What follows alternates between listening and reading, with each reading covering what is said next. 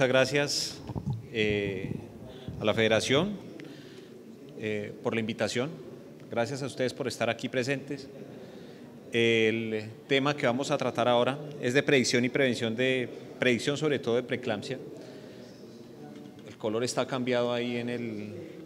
Bueno, entonces empiezo por esto, por la declaración de intereses. No tengo ningún tipo de interés, a pesar de que con este personaje tengo una solidaridad de género impresionante. Definitivamente no tengo ningún tipo de vínculo pues con industria o algo que me genere algún conflicto de interés respecto al tema que vamos a tratar.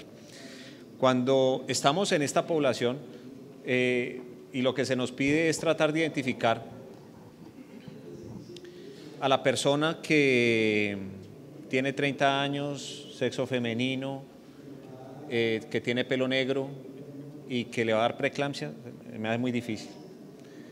Lo que tratamos nosotros en este entonces es tratar de definir algunas variables para tratar de llegar a encontrarla a ella y tratar de definir realmente que esa es la paciente que tiene un riesgo alto para desarrollar preeclampsia y tratar de establecer algún tipo de medidas terapéuticas, preventivas, para tratar de prevenir, valga la redundancia, la posibilidad de que esta paciente vaya a desarrollar algún tipo de trastorno hipertensivo asociado al embarazo, sobre todo en la parte más temprana, que es cuando conocemos que se dan las formas más severas de la enfermedad. Entonces, esto sería muy fácil si todos tuviéramos una etiqueta que nos identificara claramente con unos aspectos, pero definitivamente somos todo lo opuesto. Es muy difícil decirle a la persona que está ahí en este gráfico cómo la vamos a interpretar desde el punto de vista étnico cuando tenemos un porcentaje de mestizaje muy alto, mucho más en nuestro país. En América Latina el primer país con mestizaje es México, le sigue Brasil, nosotros estamos en cuarto puesto. Entonces, definitivamente en mestizaje es muy difícil que nosotros nos lleguemos a categorizar. Sin embargo, sabemos que tenemos una tenemos una prevalencia de preeclampsia más alta que la que se describe a nivel mundial. Hay una revisión de Kypros Nicolai desde el año pasado donde dice que alrededor del mundo es de alrededor del 2% la tasa de preeclampsia. Sin embargo, cuando vamos nosotros a nuestros hospitales, todos los que hacemos clínica nos damos cuenta pues que definitivamente tenemos una prevalencia mucho más alta, pero que lastimosamente no tenemos un estudio bien realizado donde podamos nosotros definir cuál es la prevalencia real de preeclampsia en nuestro medio. Sí sabemos que tenemos unas causas de mortalidad directa en Colombia y que los trastornos hipertensivos son los que se llevan más de la tercera parte de todas estas muertes maternas. ¿De acuerdo? Creemos que aproximadamente en Colombia estemos afectando alrededor del 7% y sabemos que es la primera causa de mortalidad materna y la segunda causa de mortalidad perinatal. Entonces, estas son herramientas suficientes desde el punto de vista epidemiológico para decirnos a nosotros que definitivamente tenemos que actuar en pos de mejorar las posibilidades de predicción de este evento. ¿Y por qué hago énfasis en la predicción? Porque si yo quiero prevenir un caso, yo necesariamente tengo que predecirlo. Y no hay forma de predecir de tratar de prevenir algo si yo previamente no he tenido una herramienta que me diga a mí, esta señora es la de riesgo alto para desarrollar preeclampsia. Vuelvo otra vez a lo mismo que ya ha mencionado Cata, que ha mencionado también Raúl en la presentación previa, y es que este era el esquema que teníamos nosotros y que todavía creo que está afincado en muchas partes de Colombia. Y es el esquema en el cual empezamos tardíamente un control prenatal y colocamos todo nuestro énfasis en tratar de detener lo que irremediablemente va a pasar. ¿Y qué es lo que irremediablemente va a pasar? Catástrofes. Catástrofes porque no detectamos en etapas tempranas los riesgos, y si no detectamos riesgos, de manera infalible van a llegar las catástrofes a nuestros centros, y eso es lo que estamos habituados a tener. Entonces, creo que lo que tenemos que propender es por hacer esto, que es la inversión de la pirámide, con tal de llegar a generar un menor número de visitas hacia el final del embarazo y tratando de generar un análisis de riesgo desde etapas tempranas que nos mencionen a nosotros el riesgo real que pueda tener una paciente para desarrollo de todas estas enfermedades que estoy mencionando aquí y que son enfermedades trazadoras y que definitivamente van a marcar el derrotero que va a tener esa paciente para su embarazo y para su resultado perinatal. ¿Por qué es importante la predicción? Bueno, pues si se dan cuenta ustedes, la proporción de muertes generadas o que se asume que son por la preeclampsia son muy altas, ¿de acuerdo? Entonces, esto nos lleva a pensar a nosotros que incluso si analizamos casos de mortalidad por enfermedad cardiovascular, van a tener una tasa de mortalidad mucho más alta aquellas pacientes que desarrollan preeclampsia que aquellas pacientes, una preeclampsia temprana que una preeclampsia tardía. Entonces, ¿a dónde nos estamos enfocando? Primero, a detectar preeclampsia. ¿Y qué tipo de preeclampsia? Las preeclampsias más severas, que son las preeclampsias tempranas. Si nos llega una preeclampsia alrededor de la semana 38, 40, pues es muy fácil definir, pero cuando tenemos una paciente preeclámptica con 32, 31 semanas, realmente es difícil manejarla en muchos centros. Vamos a empezar por aquí. ¿Por qué se generan entonces diferentes modelos o diferentes formas de llegar a predecir? Bueno, porque necesitamos tratar de generar lo mejor de cada modelo para tratar de llegar a predecir. Entonces, en esto hemos tenido modelos epidemiológicos, hemos tenido modelos bioquímicos y modelos biofísicos. Cuando hablamos de modelos biofísicos, definitivamente estamos enfocados en el ultrasonido. En los modelos bioquímicos estamos también orientados, ya que la alteración de la placentación nos va a llegar a generar la liberación de una serie de sustancias que definitivamente por necrosis placentaria, etcétera, por injuria, por hipoxia, nos van a llevar a liberar sustancias que podríamos llevar a detectar tempranamente y que nos podrían orientar hacia ese aspecto. También conocemos que hay aspectos epidemiológicos que por supuesto nos mejoran esa capacidad de detección, de predicción. Lo que debería ocurrir normalmente en el embarazo es que exista una adaptación endotelial a la invasión trofoblástica de las arterias espirales y que esto lleve a que la invasión placentaria se dé sin ningún problema. De manera desafortunada ocurre que por factores ambientales, genéticos, inmunológicos, étnicos, lo que queramos sumarle, se llega a presentar una alteración en la placentación y eso genera una disminución en la perfusión placentaria. Eso a su vez va a llevar a la liberación de sustancias que se han descrito cantidades. Más adelante les voy a mostrar todo lo que se ha descrito. Cuando tenemos esto, entonces definitivamente lo que ocurre es un imbalance entre la adaptación endotelial y la invasión placentaria. Esto lleva a que se generen entonces toda esta liberación de sustancias y ahí vienen entonces los modelos de predicción que les decía, hay modelos biofísicos, hay modelos bioquímicos y epidemiológicos. En la parte de ultrasonido sabemos que hemos tratado de detectarlo mediante arterias uterinas en segundo trimestre, en primer trimestre. La evaluación cardíaca también ha jugado un papel importante, incluso hasta evaluación de la retina para tratar de definirlo.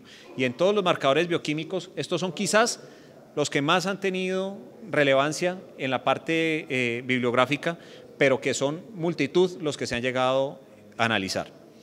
Si vamos hacia atrás, en el año del 2004, un compatriota nuestro, Agustín Conde, hizo una revisión sistemática acerca de los métodos de screening para preeclampsia y él decía que al año 2004, a pesar de que se empleaban múltiples pruebas, no había hacia esa fecha pruebas clínicas útiles para poder tamizar, para poder predecir la probable aparición de preeclampsia. Entonces empezó a hablar de esto, que teníamos nosotros que tratar de identificar qué era lo que estaba ocurriendo en esas oleadas de invasión trofoblástica en las cuales debería ocurrir una destrucción de la capa media, de la capa muscular, de tal manera que se volviera un vaso de alta capacitancia, alto flujo y baja resistencia, que es lo que nosotros tratábamos de predecir. Entonces, por medio de ultrasonido se ha llegado a tratar de identificar esto. Sabemos que en etapas tempranas las arterias uterinas tienen una resistencia muy alta y que generan una muesca protodiastólica, que fue uno de los valores iniciales con los cuales se trató de predecir preeclampsia. Bueno, esto es el tema siguiente que me sigue a mí, que es la parte de ultrasonido, lo voy a dejar, pero lo que quiero traerles es que se ha tratado de hacer de diferentes maneras. Este es del Hospital Clínic donde estuvimos Raúl y yo, donde empezaban a ver también desde etapas tempranas cómo podrían llegar a predecirse los eventos de trastornos hipertensivos asociados al embarazo. Después de esto, vinieron diferentes estudios tratando de identificar por Doppler de arterias uterinas la posibilidad de desarrollo de preeclampsia y de manera paralela se venían desarrollando estudios en todo el mundo tratando de identificar qué sustancias se estaban liberando que pudieran llegar a generar el daño sistémico que finalmente va a llevar a la hipoperfusión tisular generalizada, característica de la preeclampsia. Entonces, hay factores proangiogénicos, hay factores antiangiogénicos y en toda esta serie de eventos sabemos nosotros que como todo en la vida tenemos que tener un balance. No es lo mismo que yo me vaya un fin de semana de tragos con los amigos, al día siguiente mi esposa no va a estar muy contenta pues, de recibirme con un guayabo impresionante, es imposible. En cambio, si estoy tranquilo en la casa, qué sé yo, pues mucho más fácil vamos a tener un fin de semana tranquilo. Lo mismo va a ocurrir con el embarazo. Si tenemos un imbalance en todas estas sustancias, definitivamente vamos a encontrar cambios que definitivamente van a llevar a generar un resultado adverso hacia el final. Entonces, se han descrito que esto de la invasión de las arterias espirales definitivamente es el punto que va a catapultar la liberación de sustancias que tratamos nosotros de identificar tempranamente en el embarazo para predecir preeclampsia. Entonces, dentro de todo esto se han generado métodos que hablan del estrés oxidativo, que hablan de la hipoperfusión placentaria y que nos han llevado a generar medios que nos dicen esto, que hay unos cambios definitivos a nivel de la placentación, a nivel de la perfusión, que son los que podemos llevar a generar modelos para desarrollo de modelos predictivos para preeclampsia. Entonces, estas sustancias que les estoy mencionando acá, el factor de crecimiento placentario, el SFLT1, la molécula de adhesión celular vascular y la proteína placentaria 13, que es la PP13, estaban en auge más o menos alrededor del 2007-2008 y esto fue lo que se empezó a ver, que habían unas que disminuían, otras que se aumentaban en pacientes que podrían llegar a desarrollar preeclampsia. De todas estas, que son todas las que se han tratado de predecir, de desarrollar como modelo predictivo para preeclampsia, finalmente nos quedamos con unas cuantas que son las que más soporte bibliográfico tienen. ¿Qué es lo que sucede? Una placentación alterada, inadecuada invasión trofoblástica, disminución de la perfusión, isquemia placentaria. Esto va a llevar a que se liberen factores inflamatorios, activación plaquetaria, disfunción endotelial y, por supuesto, un estrés oxidativo.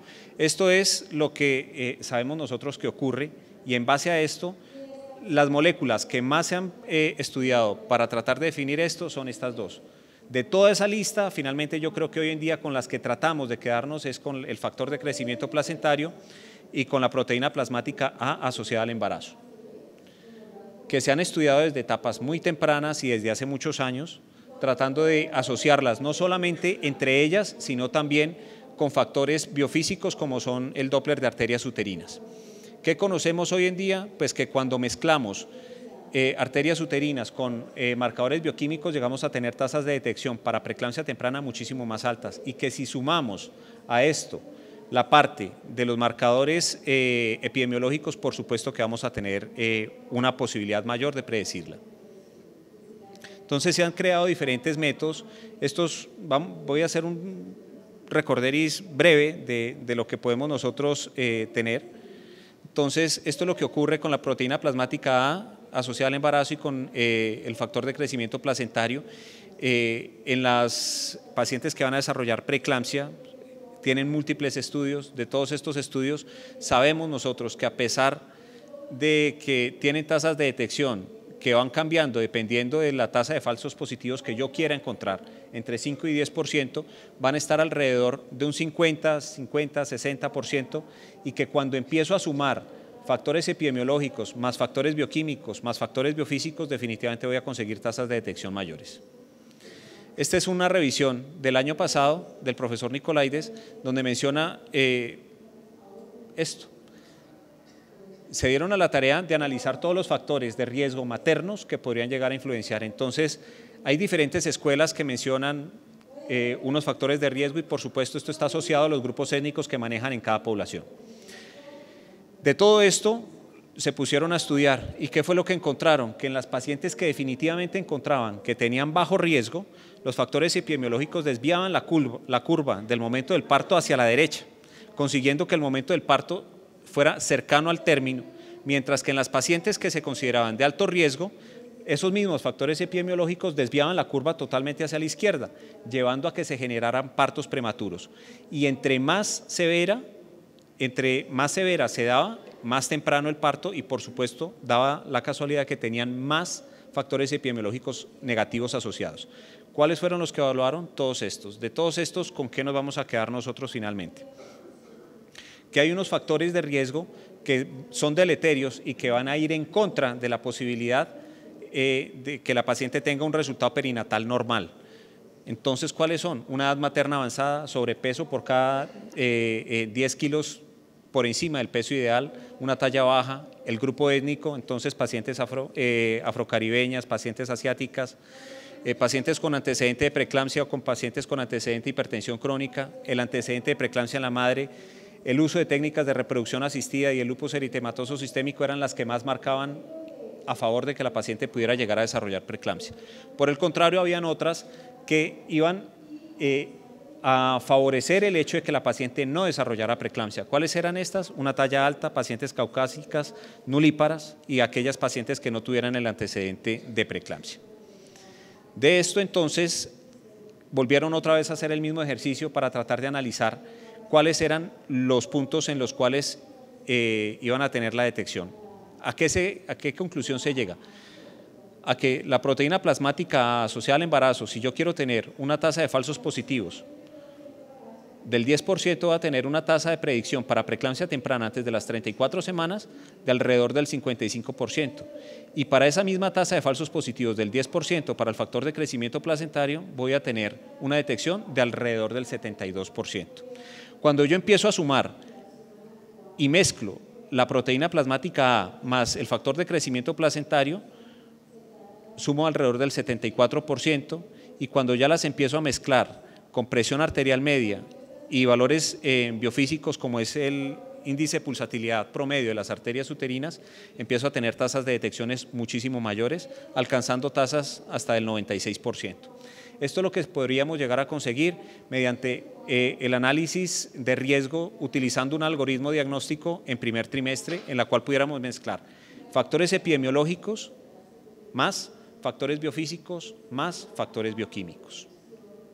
La real utilidad, ¿cuál es? Que nos logra mejorar la predicción de preeclampsia siempre y cuando vayamos de manera escalonada utilizando este tipo de métodos.